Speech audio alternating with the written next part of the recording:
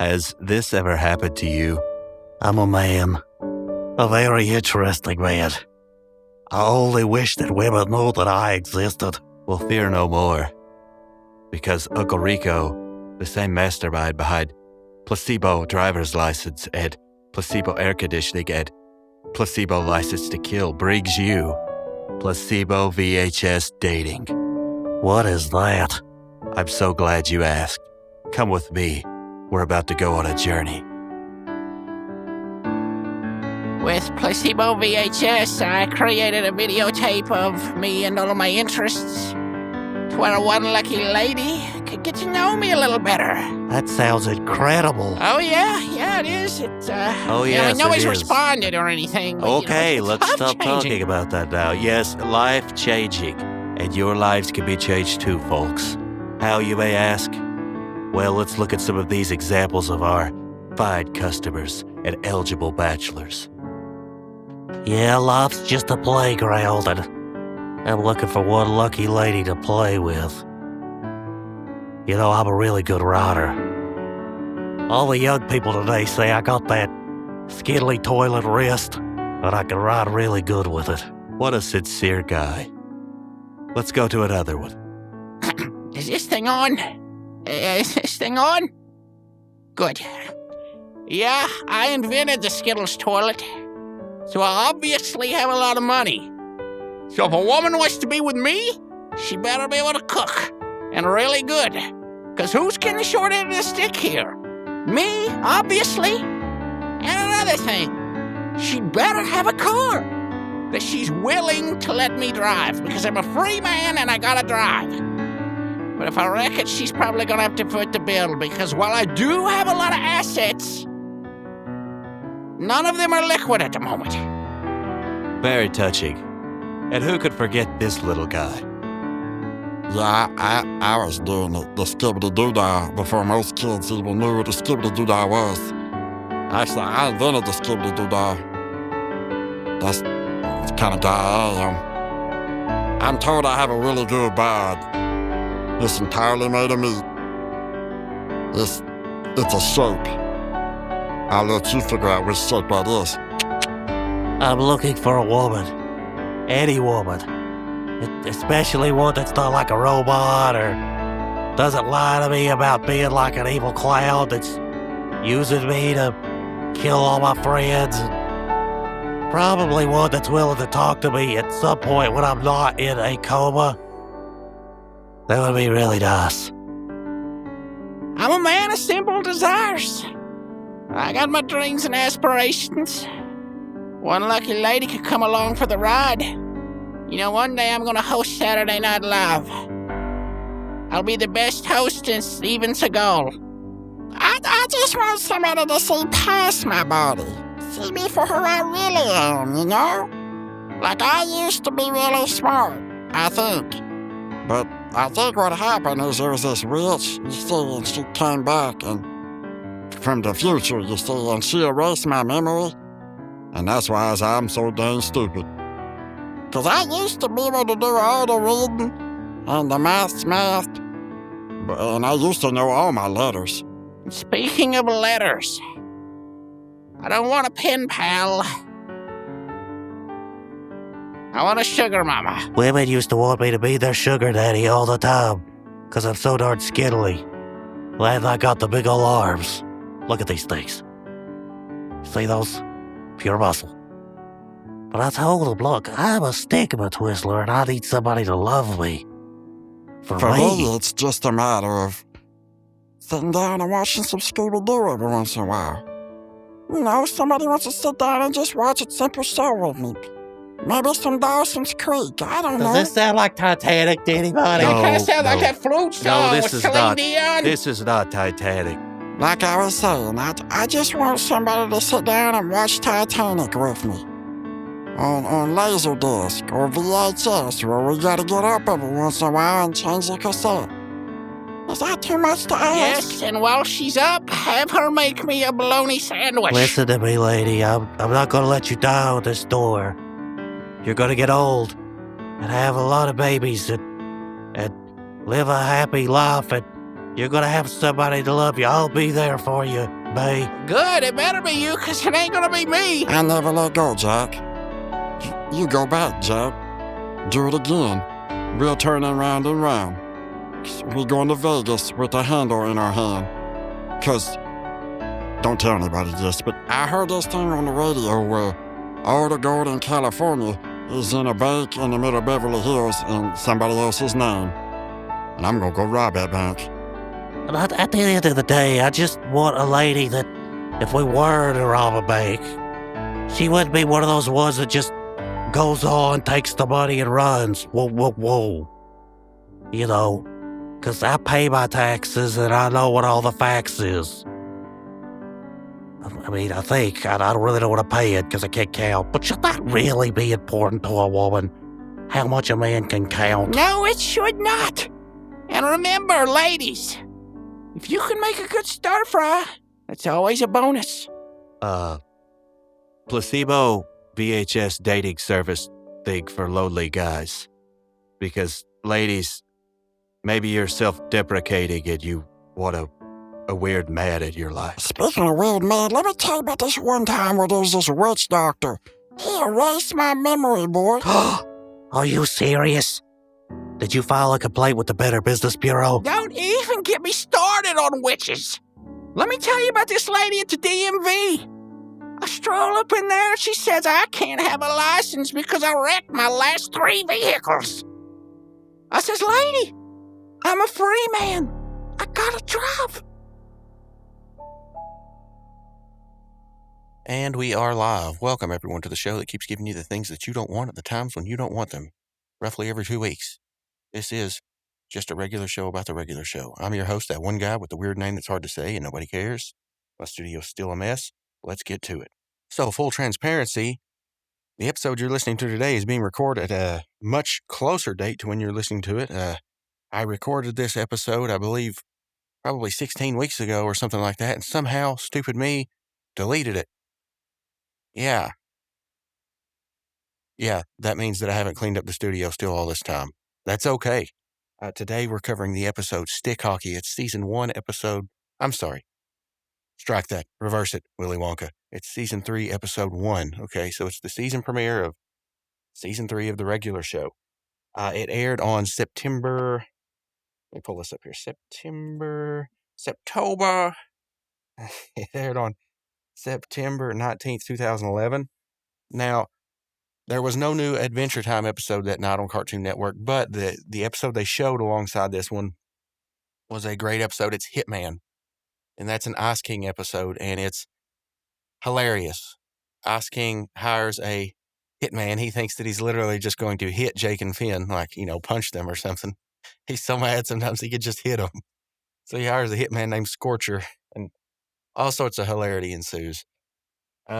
It's a great episode, and quite frankly, it's probably right on par with this episode of regular show. This is a pretty good episode. So I'm not going to waste your time with any squabble. Just so you know, the episodes you listen to after this, looking back in retrospect, I probably talked about, outside, I got off on a lot of tangents or non sequiturs. Sorry. Oh, well, I have a birthday party to attend in an hour and a half, so we're going to try to get through this. Let's see here. This episode, as I said, aired September 19th, 2011. July 2nd, 2012 in the UK. 2.00 million viewers. Age rating of TVPG. Directed by Mike Roth. Written and storyboarded by Sean Seals and Kat Morris. Okay, so I readjusted the mic because I realized I'm talking out of the side of my mouth. When you hear me there, it's not working out so hot. So, moving on, the synopsis for this episode.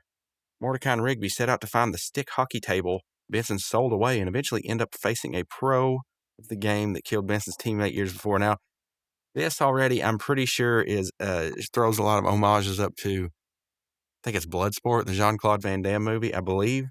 The main antagonist looks a lot like Bolo Young, the actor who played the antagonist on Bloodsport. So, yeah.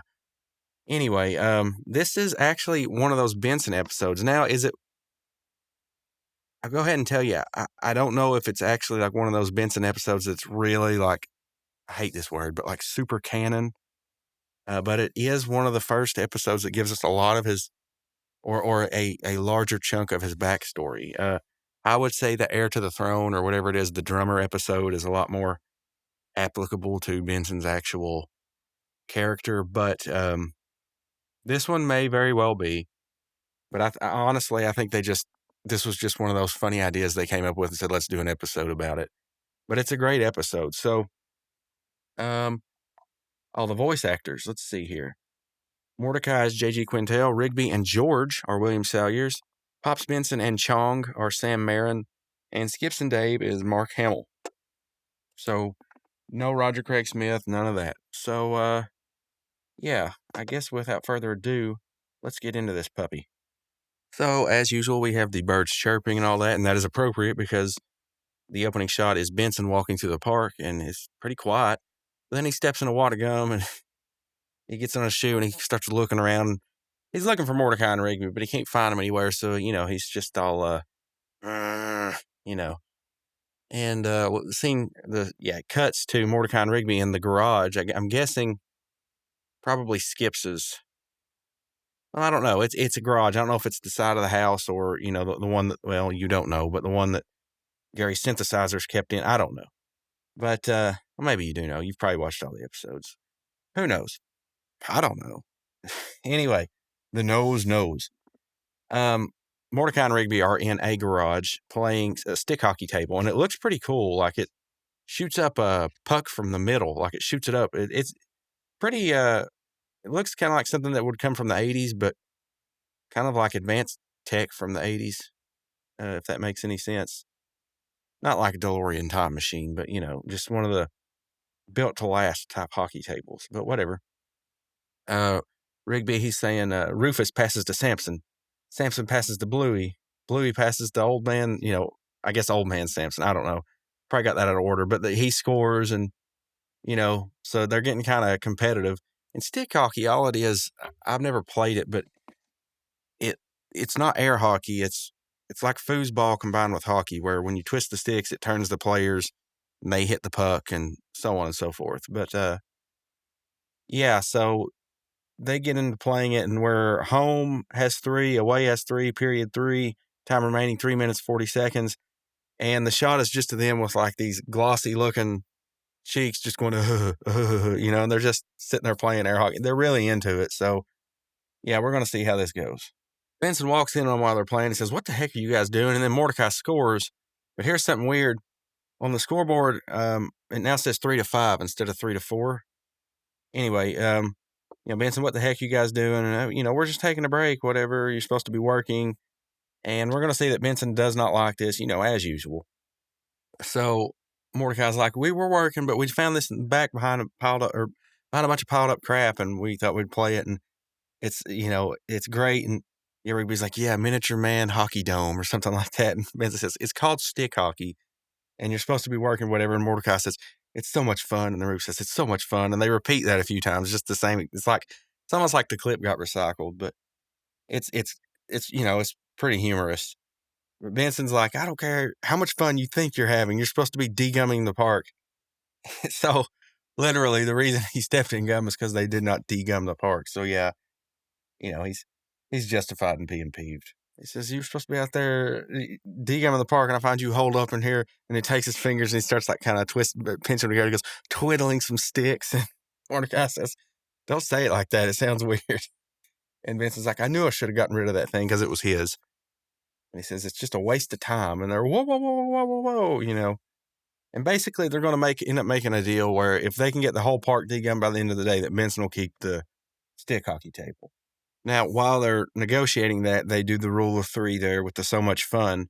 They said, well, just please don't get rid of the game. And the Mordecai says, it's so much fun. And Rigby says, it's so much fun. They only do it one time, but that makes 3 total. So, kind of formulaic there, but still very, very fun nonetheless. Now, the more I watch this, the more I kind of think, or I can't help but think, that this reminds me, this is one of those regular show episodes. We've had a few so far, but that really remind me of an kind of like the template that an earlier Nicktoon would follow. Or maybe not even earlier, maybe like that second generation of Nicktoons. Maybe not like Doug, but I don't know, something maybe more like SpongeBob Rocket Power or something like that. But like they keep doing these callbacks, and there's also some of that gross humor where we get a montage scene here. I say that because of this. We get a montage scene where Mordecai and Rigby are degumming the park, and it's short, but like the one thing that sticks out about it is after all these, gross like degumming things they're doing, we see one of the last ones we see is Rigby trying to gnaw gum off of with his mouth off of the side of the snack bar. So yeah, that kind of screams earlier Nickelodeon to me. And then when they get finished, they run up to the house and they said, "Dude, we're finished. Yeah, now we're gonna." They say we're going to rock hard all night long or something like that. And Rigby says, "Don't say it like that." So they're kind of making it a let's see how many times we can do these callbacks. Let's see how much we can get out of this one trope. And by them doing that, it's kind of like you're telling the audience like, "Hey, look what I can do." And it's also kind of funny the way it ends up isn't that neat, and which is cool because I really like that. I think that kind of it makes the act of creating fun, and it also makes I think the audience sees that the creators have fun, and also they as a viewer you kind of feel it's kind of humorous. It's like, oh hey, look how that worked out. These little happy little accidents whatever, no time for that. These happy little accidents that work out, so it kind of benefits both parties. And also looking back, I think Kat Morris storyboarded this one, and I think she also did like Baby Ducks and some of the other ones that kind of have this type feel to them. It doesn't necessarily feel exactly like a regular show episode, in my opinion, but it also does fit nicely in the regular show. I guess what I'm saying is some of the characters seem to kind of act a little bit out of the character that we are normally used to. There's something just kind of off kilter about these episodes, but at the same time, you can't really complain because they are pretty cool episodes. So yeah, moving on. They open up the garage and guess what? They discover the stick hockey table is gone. So they go and find Benson, and he is outside of Skip's house, and they are moving some kind of boxes out. When I say they, I mean Skip's, Benson, and Pops. And they say, "Benson, all right, where's our game?" And he said, he says, "It's gone. I got rid of it." And they said, "What are you talking about? Well, you said if we could get all our work done, you'd keep it." And he said, "Nice try. There's no way that you degum the entire park." So they throw a bucket of gum at it, and it hits them, and they go, "We kept our end of the deal. Where's our game?" And they said, "It's too late. I've already sold it to the thrift store." And they're getting in this argument, and he's like, "We kept our end of the deal. What about you?" And he goes, basically, what are you guys talking about? Rigby says, "You can't say you're going to do one thing and do another." And Benson says, "What are you talking about? You guys do that all the time." And and Rigby says, "Yeah, but you're the boss." And he says, and Mordecai says, "How are we supposed to trust somebody that tells us one thing and does something else?" And then right then Benson says, "Trust me." And he says, "It's for your own good. That table's nothing but trouble." And basically, he's like, "Back me, Skips." And Skips is like, "You shouldn't have sold the game, Benson." And Pops says, "I concur. It's a man must always keep his word." And up to this point, it's like, yeah, that's a good argument. But then what ticks me off, I guess, not really tick me off, but what would tick me off is when Mordecai says, "We want our game." And it's like, whoa, slow your roll there, Bluebird. It's not your game. Literally, it is Benson's game. It belongs to him. I'm not going to get off a big tangent about how, entitlement and all that crap, but it's not even their game. Anyway, so there's kind of this dilemma here. It's like, who's right, who's wrong? Really, it doesn't matter because they're going to go try to get the game. So, but yeah, let's see how this plays out. So Benson's like, fine, let's go get it. And then the scene wipes to Thrift King, the thrift store. And the guy behind the counter's like, yeah, the game with the sticks. No, I don't have it anymore. I sold it to Jeffy over at Thrift World. So, there's all these other thrift stores. And Mordecai and Rigby are like, what? And he goes, yeah, it was in great condition. I don't know why anybody just donated it like that. And Mordecai says, yeah, they must not have been thinking. And you see a shot behind him, and Benson's kind of looking guilty. But the guy behind the counter's like, hey, I got another stick game back, though. It's in great condition. I said, what? Oh, yeah. And so they go to look at it. And it's covered up with a cloth. But as you can probably guess, they pull the cloth off, and it looks like the stick hockey table, but when they pull the cloth off, it's literally a foosball table with a basket of like clothes on top of it. And Benson says, hey, great find, guys. And he goes, what? This is not the same. And he goes, yeah, but some would say that foosball's better. It's got the same wrist action and it has mass appeal. Way more people play soccer than hockey. And they're like, it's not the same. Just give it a shot. So they start to play it, and like there's no music playing. It just sounds real boring, and all you hear is the knobs going,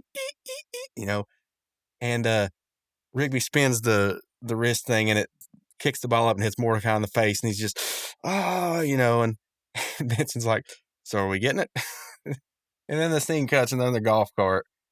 One thing I did forget to mention was the line from Rigby. He says, what's this called again? Fool's ball. And that's right before he flips and hits Mordecai in the face with the ball. But yeah, back to the golf cart. So they're arguing, I can't believe you tried to pawn that crappy foosball table on us. And he goes, sorry, at least it was brand new. That old stick hockey table was a piece of junk. I may have mixed up the sports there. Foosball, stick hockey, I don't know. Yeah. But anyway, they get in this argument, and Benson's like, you think that now, but one day you're just playing stick hockey, and then all of a sudden, bam, your lives are ruined. And they're like, what are you talking about? It's just stick hockey. And he goes, can you just trust me for once? And Mordecai says, that's okay, Benson. We trust you. And he goes, wait, I'm taking that trust that I said you could have, and now I'm throwing it out the window. He throws it. He acts like he's throwing it behind his head, and they just go, whoa, And Benson's like, he stops the cart, and he's like, this wouldn't have happened if you would just done your job. And they're arguing, once again, Rigby, no, you can't blame this on us. This time it's your fault. And they're arguing back and forth. And finally, Mordecai says, that's it. And he shoves Benson out of the cart, and he says, we'll get the stick hockey game back ourselves. Which, it's like, I don't know. They probably could have been fired for that. I don't know what the park policy is, but I mean, it looked like he shoved him pretty daggum hard. It knocked him on his hind end. But anyway, we get a montage with some really cool background music, by the way. But we get a montage of Mordecai and Rigby are going around town to all these different thrift shops, following the stick hockey table, just getting there like one step behind. The first one's them getting to Thrift World, and some guys are loading it up in the back of a flower truck, like flowers, growing botany, whatever, and driving off. And the background music's like this really cool 80s synth type mystery on the trail type thing, almost like conspiratorial type music in the 80s. So, yeah, pretty cool stuff. Now, the montage seems like pretty, par for the course for a regular show, but it sets up this trope where they get to the person that they're asking for the table, and the person's just shaking their head and pointing to what the viewer sees as the left. So Mordecai and Rigby just keep going left, and they go through all these places. They go through like a junkyard. They go through like some place that has all kinds of not stuffed animals, but oh my gosh. Oh my gosh, taxidermy. The people that do taxidermy, like, taxidermized animals, whatever you call them. Yeah, like wildlife, animals that have been hunted, like giant bears and whatnot. But that guy's shaking his head. They end up on like a subway, like a sub car, and then in a park.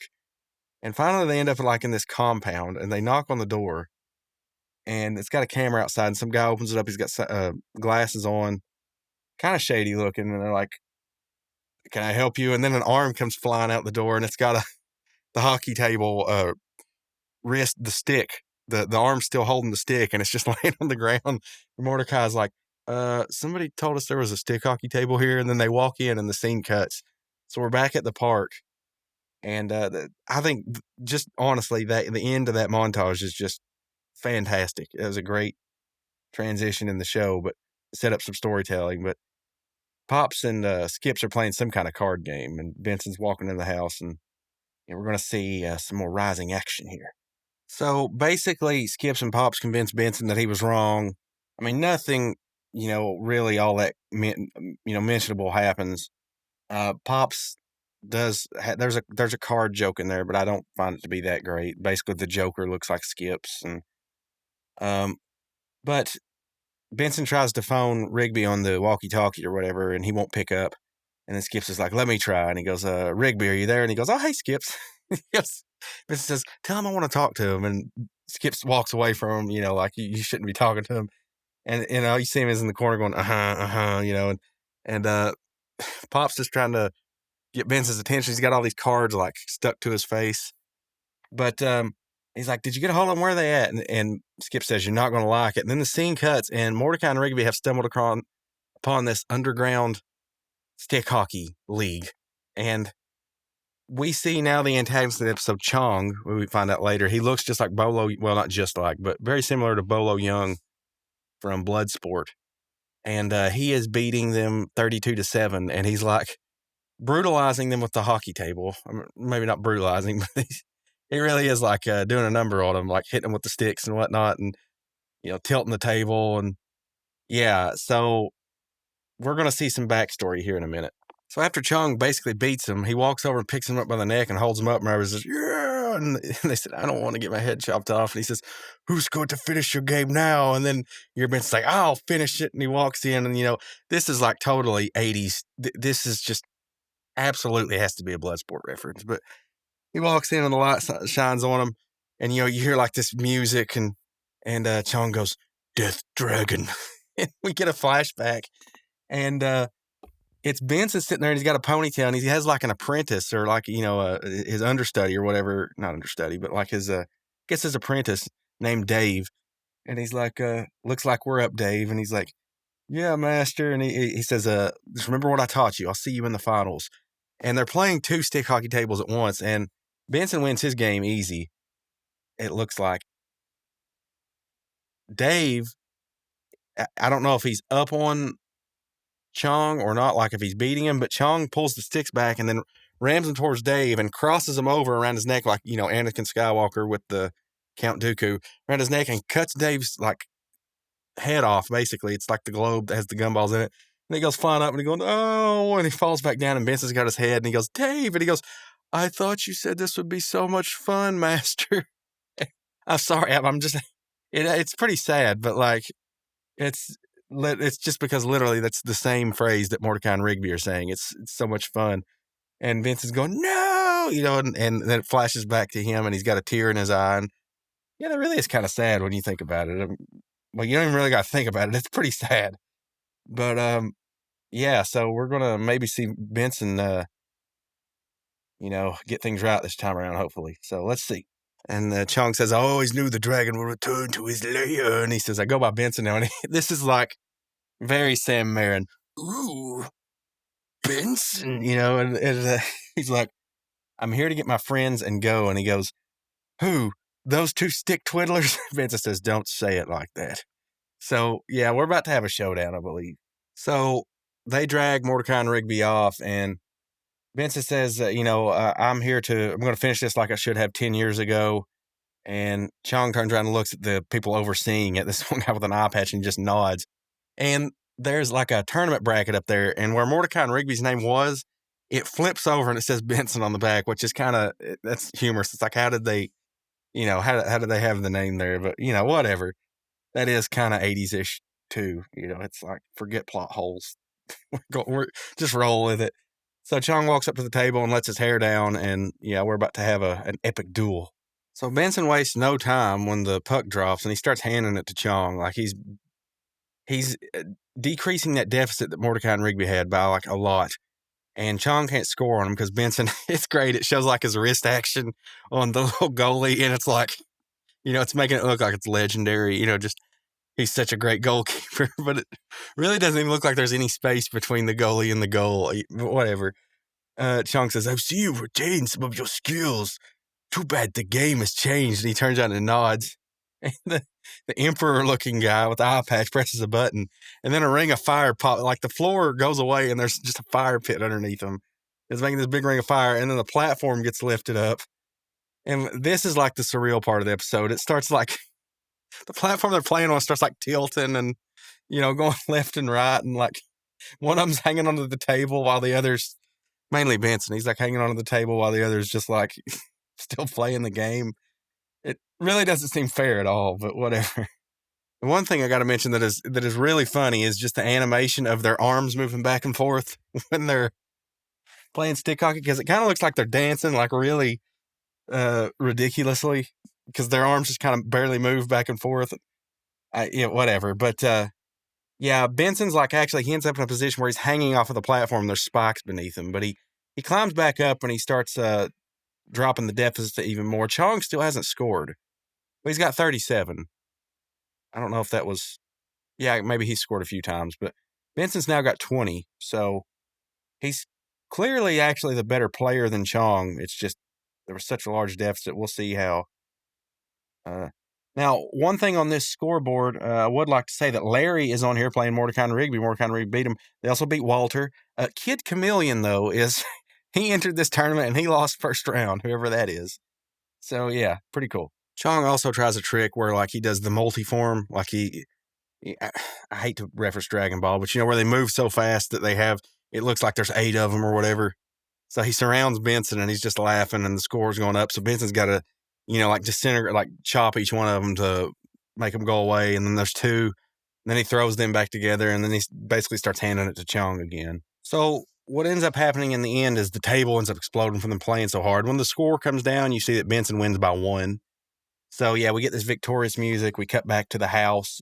And Benson, when he gets there, he's like, okay, I should have apologized. And like, thanks, Benson. And shouldn't have sold your game. And I guess I just didn't want to see you end up like me. And he looks in the dome and it reflects his image. And he says, a dried up old loser who just works at a park because he wanted to play stick hockey or something like that.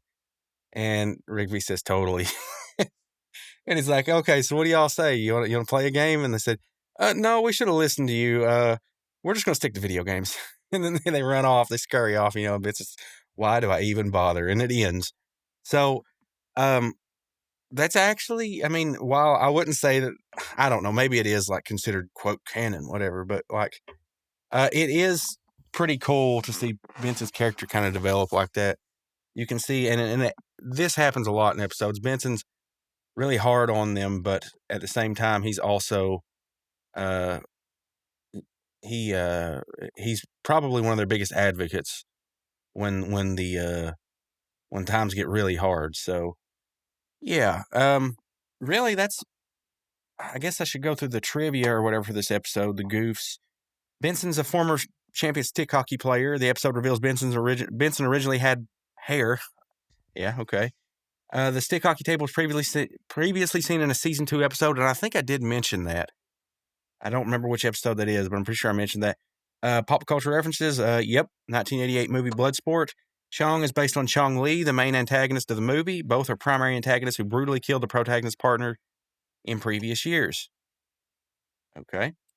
And goofs, despite the stick hockey table being previously shown in Benson Be Gone. Okay, yeah, that was the one. Mordecai and Rigby say that they just found it in this episode. So yeah, there you go. Oh well. Cool. Really, I don't want to get into talking too much about the other episodes of this season because I've already reviewed all of them up through Weekend at Benson's, which was a great one. That's another Benson episode, sort of. That's not really, but he's involved in it, especially at the end. I'll just go ahead and tell you, a lot of the episodes of season 3 are great. So definitely stay tuned for them. And I actually have to leave in about 5 minutes, so I should probably wrap this up. But I appreciate you listening to the episode. If you want to get a hold of me, I think the email the interns have set up is texmexandcandy@gmail.com, TEXMEXANDCANDY, texmexandcandy@gmail.com, or you can always leave a voice message or a review on Apple iTunes or on Spotify. I'm sorry, Apple Podcast. I don't know what it's called. It's the Apple thing. I do check those occasionally, and I'd like to try to comment on the reviews. Or if you want to get a hold of me on Facebook, or actually, I think that the interns have an Instagram, Marceline's _playground. I think something like that. Whatever. Yeah, thank you for listening. Any reviews, shares, likes, or comments, follows, all that jazz would be appreciated, because the show is not growing all that much, but I would like to keep it growing. So, whatever. Yeah, so thank you for being a listener and sticking with everything. And yeah, we're up through weekend at Benson's, so there's some good stuff in there. Let's keep it rolling. And I believe probably in a few episodes after that, for me at least, in this time that I'm recording this in, Rob's going to come on and do Excellent with me, so that'll be fun. Yeah. So thank you, and I'm just, rambling on at this point, and pretty much got to go now. So have a great one, and I will see you or talk to you in a couple weeks. Thank you all. Insert catchphrase here.